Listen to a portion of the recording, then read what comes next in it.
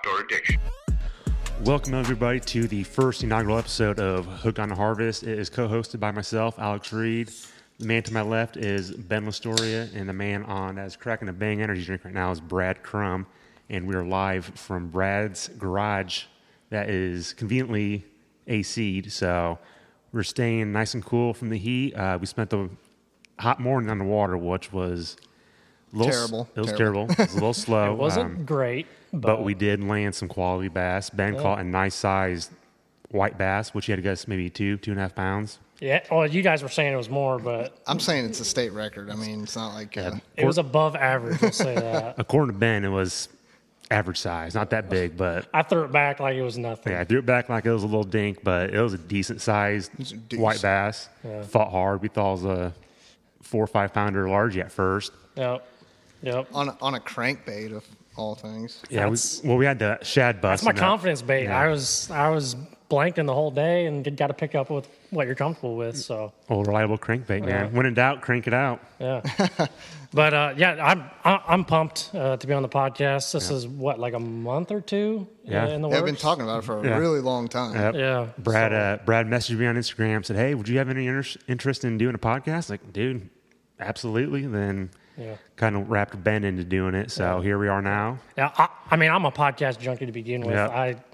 I listen to podcasts. I drive a ton, so I'm always listening to podcasts and books. And you guys asked me to do it, I was all in. Yeah, so. Big fan of Joe Rogan Experience, Meat Eater. Yep. Meat Eaters are a big influence on me, and Working Class Bow Hunter. Those boys are kind of out. Yeah, Big Hunker podcast is a good one. I listen to a lot of comedic podcasts, but hunting and fishing. Yeah, that's kind of our bread and butter. I mean, we're all hunters and fishermen, so Ike Live, definitely Ike Live, man. You got to. Oh, Ike Live is a good one too. I listen to him a lot. Can't forget about the. I mean, he's like the OG, the OG outdoor fishing. I mean, he's been doing podcasts for a while, like 10 years, a long time. I don't know if it's 10 years, but it's been a while. Yeah. He's actually like just built a new studio for his Ike Live podcast because it's a pretty sick setup for sure. I think they got 3 guys too. It's like Ike and Brian the Carpenter and then Pete Gred-Salonic or something like that. Mm-hmm. So not that we're trying to be copycats or anything. No, our budget is a little bit less than Ike's. I'll say that. Yeah, we're doing on a kind of a 6 foot long picnic table with some extension cords running and laptops up. So we got the beer budget podcast. Yeah, in Brad's garage. I figure after this inaugural one, we'll make some improvements and figure out what we need to do. That's a hell of a name, Beer Budget Podcast. I like that. It's probably already taken. Yeah, man. Beer Budget Podcast. If not, we should copyright it just in case somebody else wants it. Well, do you want to do some maybe intros or background? Quick intro. So for some of the newer listeners that may not know us, my name's Alex Reed. Live in Central Illinois. Grew up hunting and fishing all my life. My dad's been into it. All my uncles, and probably some of my first memories growing up was just going out to farm pound with a Zebco 33, bucking at night crawlers and waxworms, and just catching slab gills. And didn't really get into hunting hardcore until probably sophomore, junior in high school, down to Anderson Lake.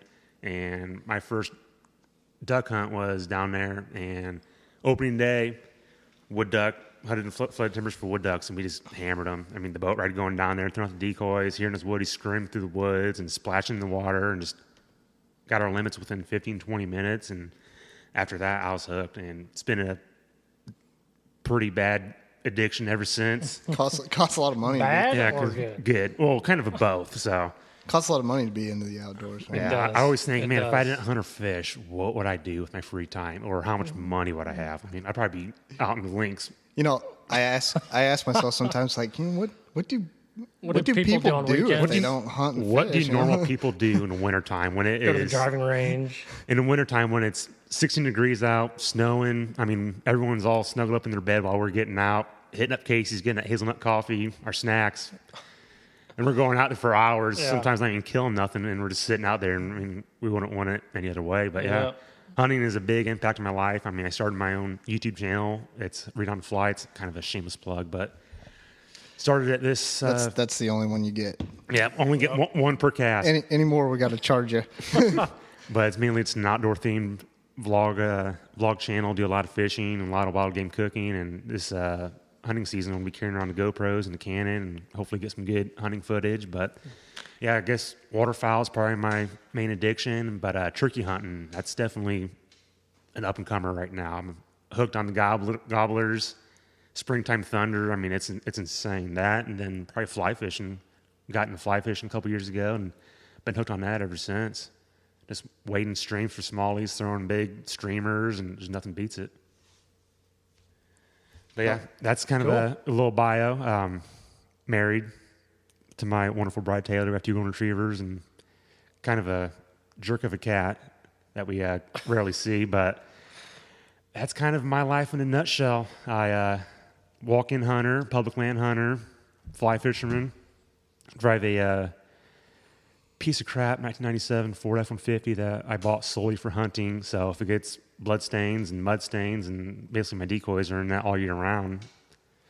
Which I end up driving 99% of the time anyway. You know what? Sometimes it's a beater with a heater. They don't really need her. Sometimes.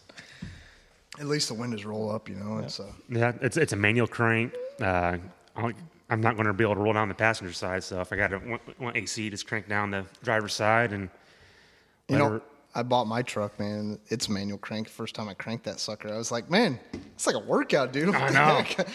Getting that tri-burn going. I feel like you lose all your window crank muscle. I love it in the winter when it ices over and you really have to break that ice to really get your window cranked down.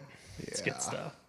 Well, you done with your background? That's a little wrap up of me, and we'll pass it to Ben. Which Ben and me went to school together. We're high school buddies. You're taking my intro, part of my intro. Ben, you know what? I'll Ben pass the torch. a.k.a. the Sauce. Yeah, his name is Sauce, so you'll probably hear Sauce more than his actual name, Ben. So here's Sauce. So I'm probably not going to go as deep as Alex just went into the background. But yeah, like he said, I also grew up in the Bartonville area. Grew up mainly just fishing and small game hunting, and didn't really get into big game like deer or turkey or even waterfowl till I was really in high school. Just kind of started getting my foot in the door deer hunting, and really it wasn't until I hooked up with Alex, freshman or sophomore year in high school, and he took me out duck hunting at Anderson Lake my first time. So I'm going to interrupt. So our friendship started in auto shop class. So in auto shop class, we had to have a period where it was like 15 minutes of silent reading, and at the time, This is a good story. Silent reading. Silent reading. That's always the start of a good story. I was big into Film Stream magazine. You know, I love reading those. I mean, had a monthly subscription, so I'm sitting there reading my Film Stream magazine, and I hear, psst, what? Look behind me, there's Ben. Like, hey, can I get one of those magazines? So I pulled out a Film Stream on book bag, hooked them up, and ever since then, we've been hunting and fishing buddies. So fast forward probably the following year, it was probably junior year, and it was Veterans Day, and we had the day off school, and I was going hunting. I was like, dude, at the time I didn't have my license, I didn't have a truck. So hey, dude, kind of invited him, so I had to wait to go out hunting. I think you invited me because I had a truck, but you didn't. Yeah. You wanted to go hunt, and you're like, well, I don't have anybody to go. He's got a ride. He's got a ride. He's got his license, so let's see if he wants to go hunting. So we hunted Anderson Lake again, walk-ins. Didn't have a boat. Drove in his old Ranger. You walked that whole levee? We walked the whole levee with a jet sled full of decoys and mojos and our waders. Dude, it was a jaunt. Yeah. It doesn't look that bad until you actually do it. And then you're like, holy crap. Yeah, it's a workout. And this is Ben's first duck hunt. I had no idea what to expect. Yeah. You know, he was like, he headed out into the flooded timber, wading through the water. I was like, okay. Yeah, he had no guidance whatsoever. I was not helping him out. I had my hunting coat over top of my waders. I just didn't know what was going on. It was... And I don't think we killed anything that day. I don't think we even saw anything that day. But for Ben to experience a flooded timber hunt was... Anderson Lake's feast or famine, man. It's either on or it's just not on at all. From my experiences, the first probably 2 weeks of season is on fire, and after that dies out. But, I do got to give some thanks to Alex for, taking me out my first time. Ever since then, just been wrapped up in hunting birds.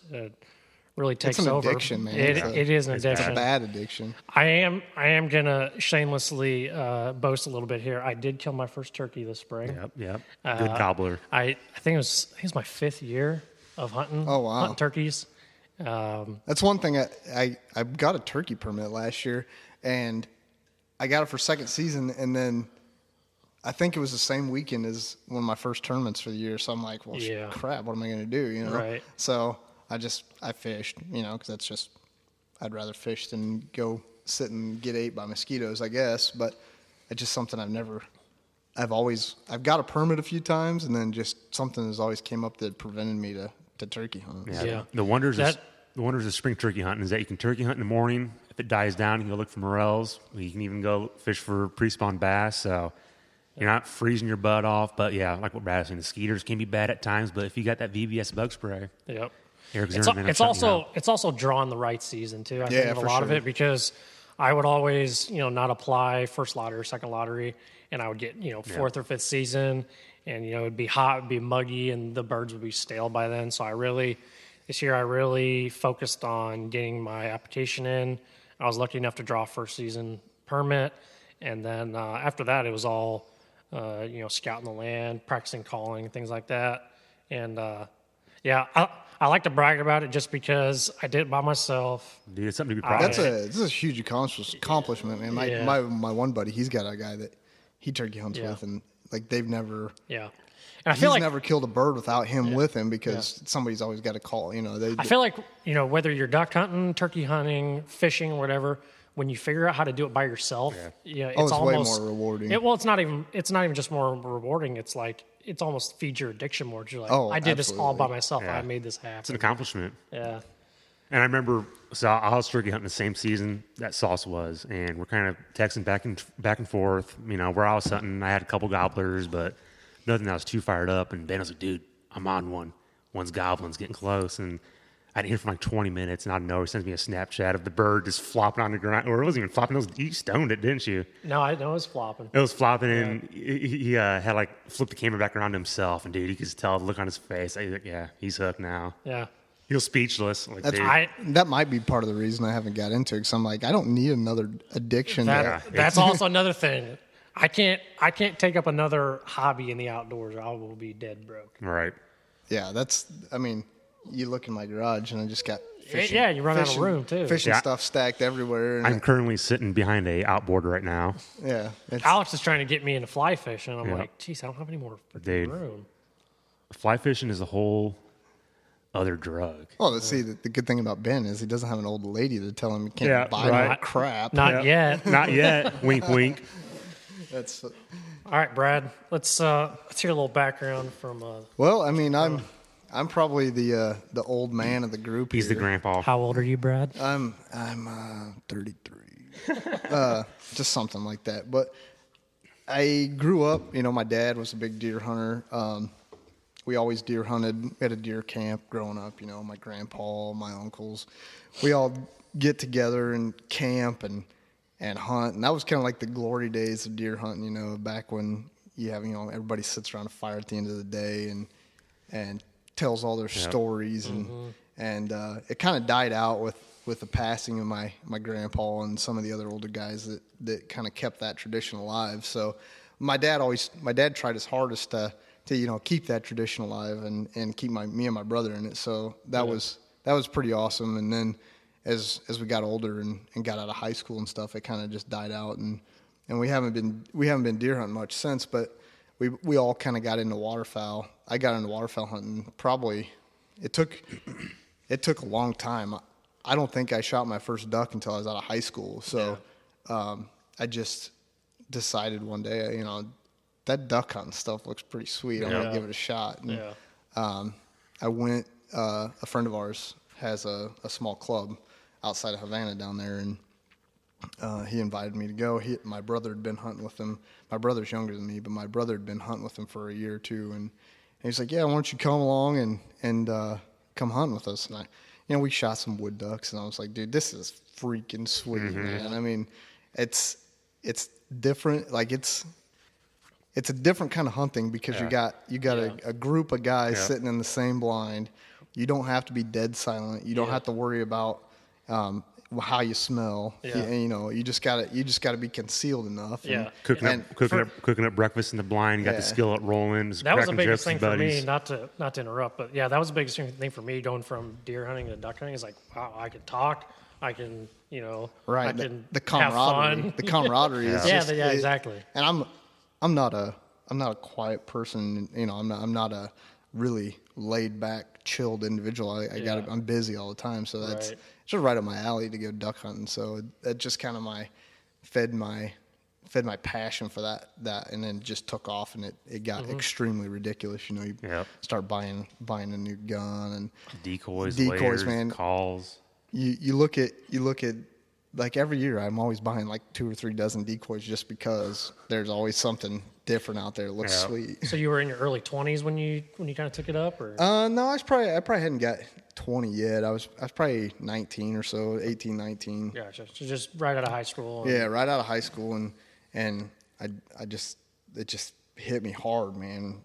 And ever since then, it's just been, now I lease a spot, and just duck hunt, man. That's been like my main passion in the fall and the winter. I don't know. It's just I try to get back into deer hunting every single year. You always tell yourself first week, opening day, October 1, you're like, I need to I'm get gonna out. kill a deer. I need to sit in a stand. I'm gonna fill kill the a deer freezer. first, and then I'll go duck hunt. I always like sight my bow in, and and then I'll like hang it back up in the garage, and then that's where it stays until I sight it again and again the next year. So it's hard to get away from duck hunting once you start it. And, it is. But and then fisherman. I'm huge fishing, man. That's bass fishing is like my summertime, early spring, summertime passion, man. It's just that's another. What I was going to say before we had some technical difficulties was you were talking about when you were 19 and getting into duck hunting. Man, I remember getting out of high school, and I just started college, and that's when I started duck and goose hunting too. And you don't have a steady job. You're still living at home. You make a little bit of paycheck, man. Those were the good days. Yeah. It's. Yeah, cause I feel like that's like the bones that create your passion for the outdoors. When you're that age, you have hardly no money. Right. You got your beat up pickup truck, and some of us still have beat up pickup trucks, but you just you go to the farm pond, and you're just trying to catch a freaking fish, man, just to feel that tug, and then you progress and you spend a bunch of money, and then you get into tournament fishing and you go broke, and your wife wants to divorce. No, not really. Not really. But I mean, you do spend a ton of money getting any of this stuff. It's just crazy, but I don't know. I don't think I would spend my money on anything else. Nope. And going back to the duck hunting, I mean, we're fortunate enough to live in a waterfowl rich environment. I mean, we're right along the Illinois River, and we have all the backwaters, the river, of course, all the sloughs and channels, and all the. We have a couple Reserves. A couple of reserves, not reservations. We have a couple of reserves around here in the Illinois River Valley, and I mean, back in the day, market hunting was huge up north of Peoria. I mean, you get up into Ottawa and even down around Havana where we were fishing at today. Oh, really? My great grandpa was a big market hunter. My great grandpa had been. My dad's got pictures of old market hunt days, And I mean, they'd shoot all the canvasbacks and send them up to Chicago. I mean, canvasback back then was huge, and I mean, all the duck clubs, and we have a couple. I mean, Purdue decoys. They started up in, I think, Ottawa area. I mean, that was one of the first huge old duck calls. Right there in Pekin. Right, I mean, we got some waterfowl pioneers right in our backyard, so that's pretty cool to have that. When you think about it, you kind of almost take for granted what we got down here, because you go to some other parts of the state. Yeah, you go to other parts, not even outside of Illinois. You go to some places, and they don't even know what a duck looks like, anything besides a mallard or a so we have a good melting pot. We have the puddle ducks, we get the divers, and we have a good honkers, specks, snows. I mean, we get a little bit of everything down here along the river. Yeah, so I mean, I live. I mean, you guys know I live down by Springfield, Illinois. Now for work, I've lived down there for about 2 years. And there's a 180-degree difference in people who hunt waterfowl down there and people who hunt waterfowl up here, and it's only an hour and a half away. Yeah. I mean, you can just, once you get away from the river, It basically cuts in half.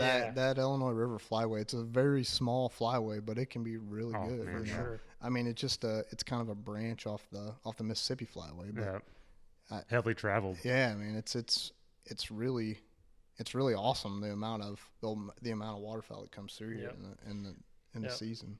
Yep.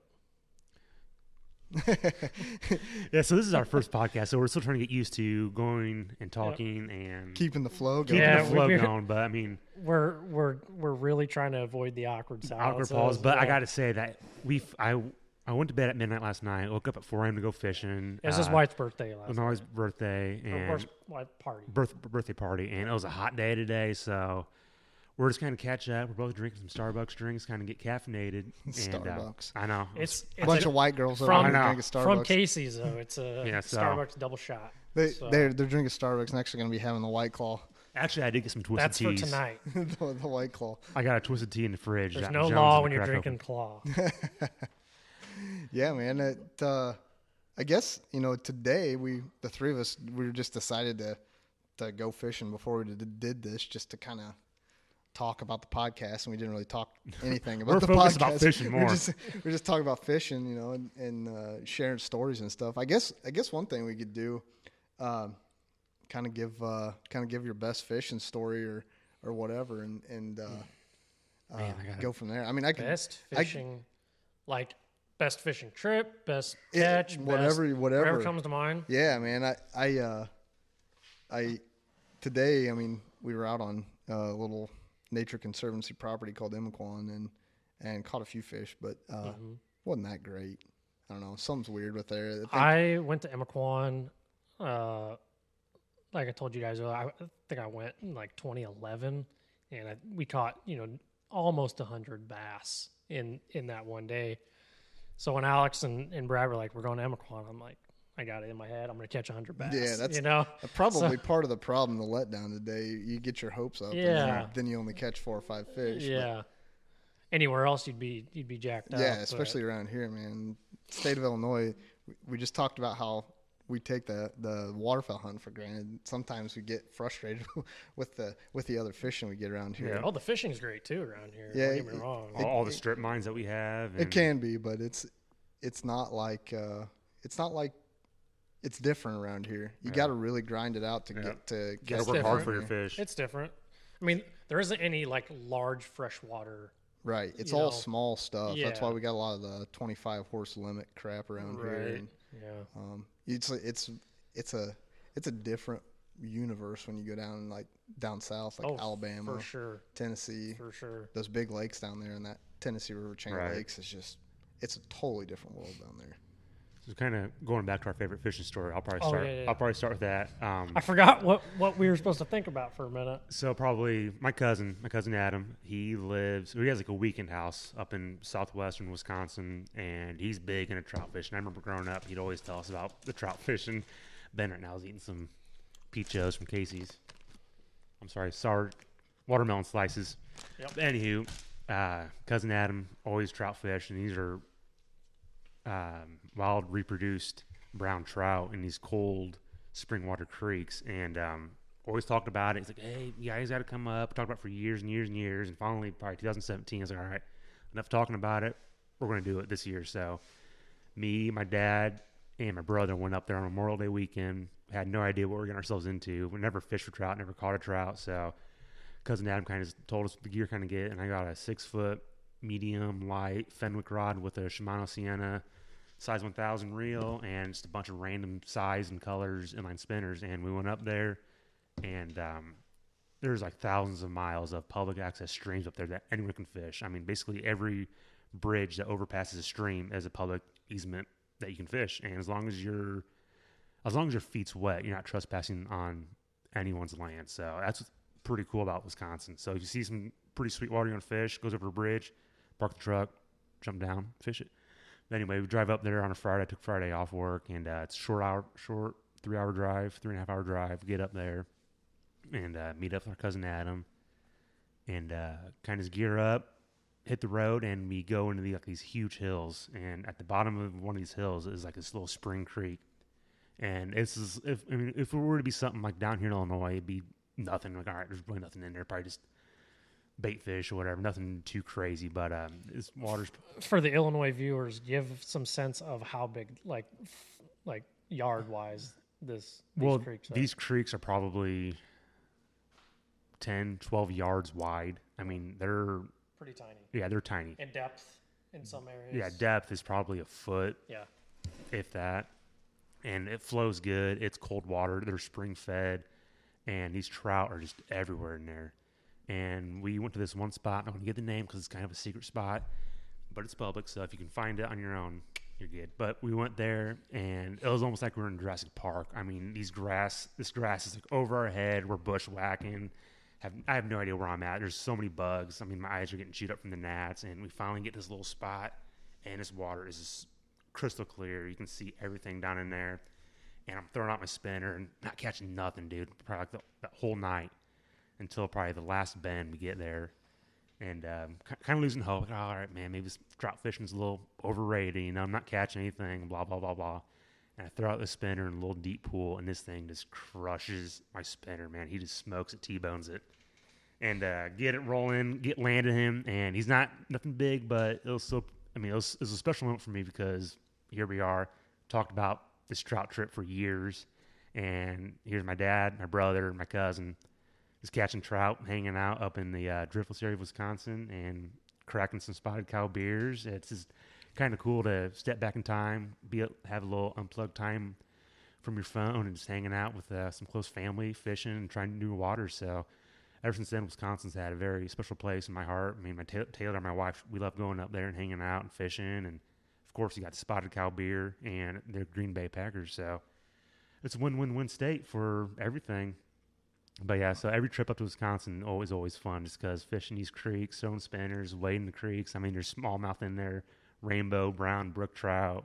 Yeah, if you follow Mr. Reed here on YouTube, you'll see a lot of. Yeah, I did a couple videos, up in Wisconsin. The first one was with my good buddy Judd McCullum. Shout out to you, dude. We went up there and we waded another pretty awesome stretch of water that's crystal clear, not wide at all, and we just hammered the trout. Probably landed 40, 45 trout. And then towards the end, like, all right, man, let's start keeping these. So if you see the video, Read on the Fly, go check it out. Another shameless plug. Sorry, Brad. Well, we're going to have to charge you for that one. But yeah. It'll be $10. $10. And you know what's crazy, though, dude, is I guess us as outdoors guys, there's people out there that don't have stories like that, man. No. They grew up in a city and, you know, their coolest story is memory from the kid is like, you know, something, you know, I don't know. It seems awkward to realize that there's people out there that doesn't get that experience. Right. Something I want to start doing. I initially heard this on the Meat Eater podcast because, you know, those guys, they try to, you know, they actually make a pledge to introduce one person to hunting or fishing each year. And I think Steve's done it like for the last 3 years, and Yanni's done it for like past 2 or 3 or something like that. And I think that'd be a really cool thing to pledge myself. You know, I'm definitely not an expert, but I would love to. You have to get anybody in the outdoors. The right tools and resources to get someone started in the right direction of becoming an outdoorsman. I mean, you can get a hold of any one of us and be more than glad. I mean, we talk about how much we're passionate about this and how awesome it is, you know, but when you think back that first real memory of either a first kill or a first catch, there's something that reprograms your mind and sparks something different in your brain, and it just becomes something that it's a lifestyle instead of a hobby. Yeah, it's an addiction, you know. It's like that. I don't know. It's more than a passion. Yeah.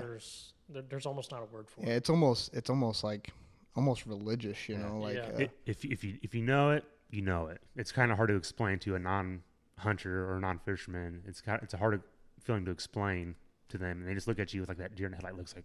I don't get it. But if you want to know what that feeling is like, hit us up. Yep, for sure. Yeah, we'd be willing to take you out waterfowl hunting, deer hunting, squirrel hunting, fishing. I mean, I think I've got one buddy in mind for this coming year. He's gonna sign up for getting a phone call. No. no, we're good. Just a text. My wife, you know. See, that's why you don't have those. But, Hey, that's the first text I've got from her all day. So okay. I can't I'll give you that complain. one. I'll give you that one. But yeah, I've got one buddy in mind. He reached out to me and said he's interested. So it's a pledge I'm going to make. But You got any ideas on what he's wanting to do or what you want to do? so Like, he's a big Rogan follower like me. Right. And he wants to deer hunt because he wants meat. He wants Fill some the source freezer. of exactly. He wants some source of Totally organic. understandable on that. Yeah, some source of organic meat where he can fill the freezer and be able to eat off of it. Dude, you have him for the winter, You have but- him harvest his first deer and cook up that backstrap that night. Yeah. Game over. Yeah. Yeah. And you know what? I think a lot of people look at hunters as they get that misconception. We get pumped about the kill. It's not really the kill. It's the before. Yeah, it's everything leading up to the kill and after the kill. I mean, the kill is it's part of the moment, but it's not the final part of the moment, you know, because I think a lot of people that hunt or that don't hunt actually just think that it's all about the kill, and it's different. It's like another unexplained. I've met hunters who don't eat the meat, or like they fish but they don't eat the fish, you know. Right. And honestly, if I couldn't eat the animals that I harvest, I don't know if I would. No. You know. I think it's kind of a disrespect to the animal that you harvest. And other hunters, because it's giving us a bad name that these guys are just killing just to kill. And dude, I mean, you're missing out on It's the whole nothing aspect of nothing hunting. against trophy hunters, but you know it seems to be the way with maybe deer hunting in particular. You know, you get a lot of trophy guys out that just sit there in the woods and look for that giant giant 160 deer. class. And there's nothing against that No, because it's definitely nothing against them because most of them, you know, I know they're pretty decent dudes and they eat what they kill, but they're out there for that one deer, right? You know, I guess it's just a different way to fulfill that addiction. I also learned this from the Meat Eater podcast. I learned a lot of things from the Meat Eater podcast, but very informative. You know, killing the biggest buck in the woods does help the population. You know, because you're killing if you kill the most mature animal that you can, it's spread its genes, it's done reproducing. Absolutely. You know, that ethically, and you know, he's getting towards the end of his prime. So I mean, right. So I don't have anything against that per se, but I do kind of get what you're saying. There's a lot of guys that go out there and they'll shoot a deer, chop his head off, and put him on the wall. You know. And that just seems a bit, you know, just a bit much. But they're trophy hunter guys out there that they respect their kill and they eat it and I mean, don't get me wrong, I don't think any of us eat everything we kill, but we'll share it. You know? We'll share it with people that will eat it. I know a lot of guys that, you know, could be quote unquote trophy hunters, but then they'll donate all their meat. You know, that's also respectful too. You know? Absolutely. So while we're on the subject of wild game, what is your guys' favorite wild game recipe? I'll start. Don't say anything wrapped in bacon. Yeah, that's way too cliche. cliche thing. And I got a biggest pet peeve. Backstrap, marinate in teriyaki, wrapped in bacon, threw it on the grill. Like, dude, no. But I'll probably start. I'll have a couple. It's like I've got a quarter ounce of backstrap with 2 pounds of bacon wrapped around it. It's delicious. Yeah. Tastes just like bacon. Yeah, you can wrap a turd in bacon; it'll be delicious. But probably one. Sound pretty good. But for whitetail, my favorite cut of meat has got to be the heart, and that is probably it's probably one of the. That's something I've never had. One of the more. You never had heart? No. One of the more underrated cuts of meat, but dude, I prefer heart over not backstrap. I prefer heart over like a hind quarter. Yeah. It's like good. a ham or something like that. Loins and all that. But they're good. Usually the heart, I usually eat that fresh. I don't freeze it, and I'll eat it that night. It's kind of been a tradition. Every time I kill a deer, I'll go home, cook it up that night, and I'll take it home, clean it out, and I'll cut it real thin, or slice it real thin, and I'll throw it in some flour, pan fry it on a hot cast iron skillet, throw it on a piece of toasted sourdough bread, man, and that is seriously probably one of the best cuts of meat that you can have from a whitetail deer, in my opinion. I would have to concur on the deer heart. I love deer heart. Nice and tender, and I mean, I eat duck hearts too. Yeah. Do you eat duck hearts? I've never had heart before. Period. So. Dude, It's just never been one of those things. I'm like, oh, I'm gonna just eat the heart, Dude, you know. and I'll have to try it now yeah, because like if you it's have not that I'm like like a snob to eating the It's heart good, man. or like too picky to eat. It's just not the first thing I think about. Earlier this year, me and a couple buddies shot some pheasant, and I kept the hearts out of them. Made some heart kebabs. I put some heart, mushroom, pepper, and jalapeno on, or it's a good pineapple. little. And It's a good little hors d'oeuvre. Oh, dude! For Threw the main it on the course. pit boss grill, let it smoke for a little bit, and it was fuego, man. It was good. No, never. But I also I love waterfowl breasts, and a lot of guys will always look down on waterfowl breasts because they say it's too dark, it's flying liver, blah blah blah. You know what kills me, man, especially with waterfowl. You guys talk about the deer, my favorite cut. Everybody wants to say, "Oh, mallard's the best duck to eat." I disagree. I think wood duck's the best duck. Dude, I think teal's wood the duck and teal. Yeah, there's a toss up for wood duck and teal for me because I don't know. It's very similar to whitetail because their diets, I think, are pretty similar as far as grain and acorns and stuff like that. Yep. So it's there's just something about that wood duck or teal breast. You put it on a grill and you just grill it and a little salt and pepper. And That's all you need. Have you plucked many ducks and ate them whole? no, I've done a goose a few times, but I've never plucked the whole duck. I've always ate. Here he is back on the watermelon sours. It was a late night for me. Also, gotta keep the sugar intake high. Yeah, but plucking ducks, a lot of people do it just because there's so much work into plucking ducks. You got all the pin feathers out, and I've done it with a couple nice fat mallards last season. Dude, do that, keep the skin on, and I'll throw it on a grill, get that skin nice and crispy. Pull out thing, and I usually put a nice little dry rub on there. Stuff the cavity with probably celery and. I think the best teal I've ever had is that recipe there. Yeah, just throw it on the grill and just pick that thing clean, man. It is tasty. So I got one of the guys I duck hunt with. Speaking of just different ways to cook different meats, his dad smokes goose, and it's Canada goose, obviously, but. Yeah, I don't know if you've ate. I'm sure you both have ate goose. I don't know why I said that, but we forgive you. It's like the Canada goose is kind of greasy. It's a little gamey. I mean, that sounds kind of cliche, but I think there's some things you can do to minimize it. But it's all about preparation and cleaning them properly. Right. Yeah. But he smokes this goose, and I'm not kidding you. It tastes like medium rare roast beef, dude. I believe it. It is so freaking good, and he'll bring it to the blind and be just ice cold, and it tastes freaking amazing. I had snow goose that sounds very similar to that. That was his dad does snow goose and Canada goose, and it pulls apart like roast beef. Oh my gosh, it's so good, dude. Yeah. It's that red meat flavor, and it's just so good. Yeah. Every time he's like, dude, brought some smoked goose to the blind. It's like, oh yeah, I know what I'm eating It's for breakfast, man. It's like, I hope you brought a bunch because there's 6 of us in here. pick it clean. This is random, but one of my favorite boat snacks is cold day-old crappie. Cold that?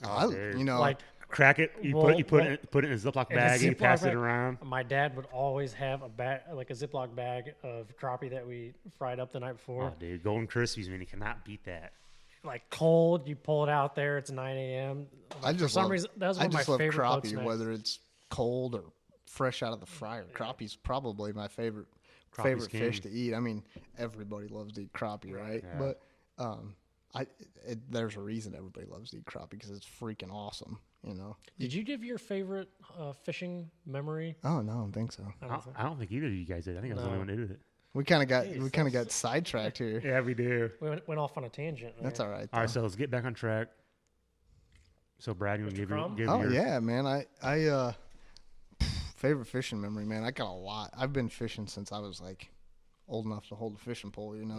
That was we deer hunted a lot, like I said, but man, we fished so much. I think my greatest fishing memory when I was a kid. I lived down in Southern Illinois until I was in, I don't know, right before my 8th grade year in school. Where at? We lived in a town called Salem, Illinois. I know exactly where that is. And we lived in a subdivision that had a pond behind our house. It was as close to a lake as you could get, but it was still a pond. And there was only a few houses on it, and there's a little dock back there, and that's kind of where I molded my fishing passion. It's where it created how I like to fish and what I like to fish for and stuff like that. But there was one time my grandpa was down there, and we went down to the dock and we had some crickets and I had just a couple ultralight rods, and me and my grandpa and my dad sat there and just smashed the giant bluegill. And I mean, when I'm saying giant, I'm talking bigger than a full-grown man hands, and their backs were just, got some shoulders on them, an inch thick, and it was just, I bet you we caught over 50 that big. I know we did, and we fried them up that night and ate them. And it's one of the last real good memories of my grandpa, because he passed away when I was probably 12, 13 years old. So it's just a really awesome memory, and just that lake or pond in general was just so much stuff down there that just brings back amazing memories to just even talk about it, because there's just so much of me was made down there. You know what I mean? Yep. So it's just pretty wild even thinking about it now. Just I think we all have that Where it all began. we all have that one pond where we kind of cut our teeth on fishing, and always our earliest memories are hanging out dude, with I our almost dads and failed grandpas. 7th grade because of that stupid pond. Because my parents had to like ground me from my fishing poles, because everybody gets grounded from their TV or their video games or whatever. I got grounded from my fishing pole awesome. because Having free range to like a nice stock pond like that when you're young. Yeah, I grew up on stock ponds, and then I was kind of spoiled from the get-go, catching slab bluegills and crappies and huge chino cats and 4 or 5 pound bass, and then that's the pond I caught my first largemouth on, dude. I don't know. Do you guys remember they had that infomercial back in the day for the helicopter lure? It looked like a once again, Brad's older than us. Yeah, I'm older than these fools, but We weren't born yet. it was the helicopter lure, dude. And I remember it was like an infomercial, like those, the late night ones at like midnight or whatever. About 2 a.m., got the cold sweats because you had the flu. Yeah. It's just, and it was a helicopter lure. I just freaking had to have one, and my grandma got me one for like my birthday or something. And I remember getting that thing and catching a bass on it, and that was probably the only fish I ever caught on it because it was garbage. But but yeah, it was just crazy, man. It was the first place I caught bass, and I'd just done a bunch of crazy stuff down there. I don't even remember my first bass. I probably had been not even in kindergarten. I know there was one picture of me. I think the picture, it was back when Kodak disposable cameras, and had the timestamp on like the bottom right corner. It was probably from 97 or 97, 98. And I was probably about 5 or 6 years old. And it's at my parents' house. And I'm got my fishing pole, holding the fishing pole in one hand. There's a pile of bluegill on the bottom that obviously my dad probably caught. But I'm holding up one bluegill, and if you look closer, you can tell that I peed my pants. So I got a big old pee stain on my jeans. Hey, all the cool kids pee their pants, right? You betcha. But I was probably like 97, 98. And I think that's probably the first documented picture of me holding up a fish. But other than that, I do not remember my first bass or my first real catch, just because I started doing it at such a young age. But I remember my first like over 3 pound bass that kind of like jarred me. I'm like, this is awesome. Yeah.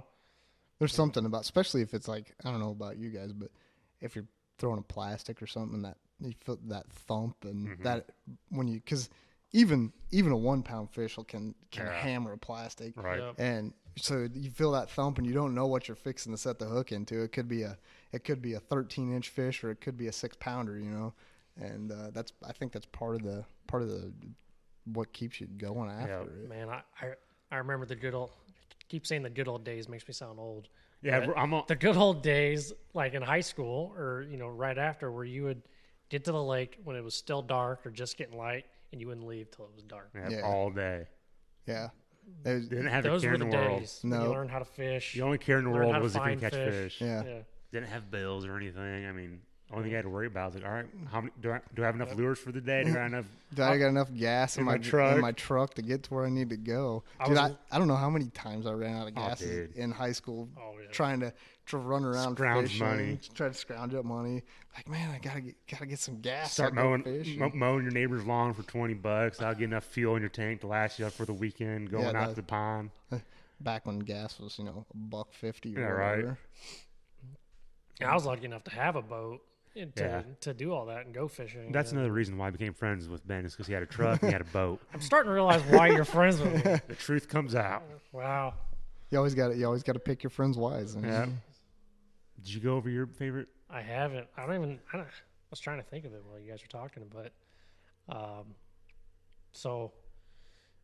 I think for a graduation gift, my dad invited me to go up to Canada with him and a couple of his buddies. They've been up there a number of times before, but either I wasn't old enough or didn't have the money to get me to come along. But I think I was graduating. I don't remember if it was college or high school or whatever. You went up there because I remember you went up for high school and college. That's right. I've been up there twice I know now. these stories more than you do. You want to tell it? Yeah. Started May 23rd, 2012. Back when I was a wee lad. So, yeah, they took me up there with them. And, before we left, they're like, it's a totally different fishing environment. Now, what part of Canada was it? Lake of the Woods. Okay. I'm bad with my Canada geography, or else I'd be able to. I think that's, we crossed over the border in Baudette, Minnesota. Okay. I know that. Okay. So right on the U.S. and Canada border. If you Google Baudette, Minnesota, it's the walleye capital of the world. Oh, wow. And it's like I don't know, it's like 100-foot statue of a walleye right in front of the. That's when you know you're in good fishing country. Yeah, but yeah, they took me up there, and I think we stayed for a week the first time, and man, it was first time ever catching like smallmouth. There's smallmouth around here, but they're not. Yeah. In the freshwater fisheries, at least they're not. They're not abundant. Yeah, they're not abundant. That's a good way to put it. So that was my first time really catching those, and just the water, the environment around it. 100% different. Lake of the Woods is a series of islands. If you want to feel alone, go to Canada. Right. Total solitude. I mean, you can get up there and go in a boat and drive and not run out of water for a long time. For sure. They tell you to bring a GPS because, like I said, it's a series of islands in Lake of the Woods, and if you make a turn and you're not paying attention to where you came from, you will get lost easily because everything looks the same. Yeah, for sure. When I've only been up there once, but when I was up there, if you didn't have a good sense of direction, you were hosed, man. You'd get out there. Pine trees and big boulders. Yeah. That's your only trademarks you have. Yeah, it's wild country up there, but it's awesome. What are you cracking into there, Alex? Cracking into a 24-ounce Twisted Tea, half and half. A little Arnie Palmer action. Jeez. God rest his soul. Swallowed the triple shot energy. Down. I'm feeling nice and caffeinated now. I'm awake, so usually we're drinking Spotted Cow or Bush Latte, but I'm kind of twisting up a little bit, literally. No pun intended. So yeah, to wrap up my story, I'm not really a sentimental guy, but that was just cool. Going up to that part, a whole different country, and getting to experience that. Had a lot of good days with my dad and his friends. I see something in common here. It's all with our dads, man. I was literally going to say that. All of our stories are related with our dads or like our brothers or grandpas, whatever. All of our close family. That's what hunting and fishing does to people. It brings like everyone together. You share that special bond, and I mean, for all our Christmases and birthdays, I mean, we're either getting each other hunting knives or fishing lures or duck calls or whatever. So I haven't really shared with anybody besides my dad that we were going to be doing this Hooked on the Harvest podcast. I thought maybe you were fixing to come out of the closet or something. Dude. I was like, whoa. That's next week. Stay tuned next week. But he was the only one. I told him we were starting a hunting and fishing podcast. He's real into the outdoors too. Yeah, so. I didn't tell my dad because I don't think my dad really knows what a podcast is. Google it, Dad. My dad does, but I've been kind of like keeping it kind of quiet because you don't really, you don't know what it's going to turn out. Yeah, I just feel like now I feel like this is happening. We're going to do this. Yeah, because none of us. I mean, like as we told you before, is our first podcast that we've ever done. We've never even done a practice one. We're just sitting around the table, just shooting a breeze, talking hunting and fishing, and we are winging it. We are winging it, but we kind of, just talking hunting and fishing. I mean, it's very easy for us to do. It's real natural. But and that's just part of our, the passion. That's why we're doing this, because we just love to talk about this stuff so much. It just seems natural to just sit down, crack some beers, and just share some with people. stories. We've had, I think anybody that hunts and fish has had long form discussion about these topics. There's always those like Friday night before your opening day, and you and your buddies are sitting around drinking beers, and next thing you know, it's like 2:00 in the morning, and waking up, and you're like, oh gosh, I got to get to sleep because I got to wake up in 2 hours to go hunting. I don't know about you, I ain't staying up till 2 in the morning. Well, I'm asleep by dude, 10. 9:30. I'm tucked in. I'm tucked in my bed, Toes with my up. dogs, toes up, dude. Toes up in the recliner. Got the flannel pants on. I'm like a little kid on Christmas Eve, dude. As like every other duck hunter or bow hunter or squirrel hunter. I mean, that night before opening day is like a restless night. Like I have to take ZQL before I can go to bed, because other than that, I'm gonna be up all night. Yeah, it's just so stoked. It's like the best night of sleep you'll ever get in your life, because you probably only get a whole hour and a half worth of sleep because you're sitting there just thinking. You're like thinking. You've never sprung out of bed quicker than when that alarm clock goes off and you realize. Yeah, you can set your alarm to get up at 4:00 for work and you're dragging butt, but 4:00 to go fishing or hunting, dude, you're right up. Yeah. All jazzed and ready to roll. It's crazy, man. It's awesome though. I don't know. I can't envision my life without doing this stuff. No. And we'll be doing it in what, about 20 days? So we're recording this August 10th. Right now, I mean, squirrel season is open right now, but it's just too hot and miserable to even go walk through the timber to shoot squirrels. I'm kind of a late season squirrel guy. 3 weeks in 1 day. Till opening dove and early season geese. So it's coming up quick. It's approaching very fast. That summer kind of breezed by. I remember back in like February, March, all right, I want to do this, and this. And here we are. Middle of August, summer's winding down. It always does. I feel like I just hung my waders up from I know, dude. It is insane. I really need to clean out all my gear. Yeah, all my decoys are in the same spot where I left them back in January, just in December. It's still in a huge clump. I use Texas rigged decoys, and it's just a huge wad of just. Find half a Cliff Bar in your blind bag. Yeah, dude. We all got those little Nutrigrain bars that are just all soggy. You have to sit behind your blind bag and half drunk. You know, the worst part is when you forget that Nutrigrain bar is in there, and you buy one that morning, and you open the one that's 2 years old. 2 years old, and you take a bite out of it, and you're like, that is. That's why you got to swap what bars you're buying. So duck hunters, man. Us duck hunters are a different breed. I mean, we use the term river rat pretty legit, because I mean we're got leaky waders, got the old bird dog just running on 2 hours of sleep and coffee. Got the old 1972. I never was a coffee drinker until I started duck hunting. Oh, dude, absolutely, it's a must. If I don't have my thermos full of coffee, I'm done for it. And you know, I still, even like opening day, and if it's pretty warm out, I still won't drink coffee. But when that bitter cold starts to blow in, that north wind, and crack open that thermos and you drink some of that, like, oh yeah. I'm a hardcore coffee drinker. I drink probably 3 or 4 cups a day. Yeah, regardless, me too. I drink black, way too much coffee. No sugar, no cream. No sugar, no cream. But oh yeah, black coffee's the only one. Oh, for sure. But somebody, I forget who it was. They told me that you should never drink coffee when you're going hunting, especially when it's cold. Well, really only when it's cold, because it constricts your blood flow and you get even colder. Sounds like sounds like you need to quit talking to that person. Yeah, I need to cut them out of my life. But there's some days when I don't care. I'm drinking my coffee, but then other days I try to pound water. Yeah, nice little ratio between coffee and water. Because when you drink water, it's supposed to expand your blood vessels, so so you're a lot warmer. But some days I need my coffee.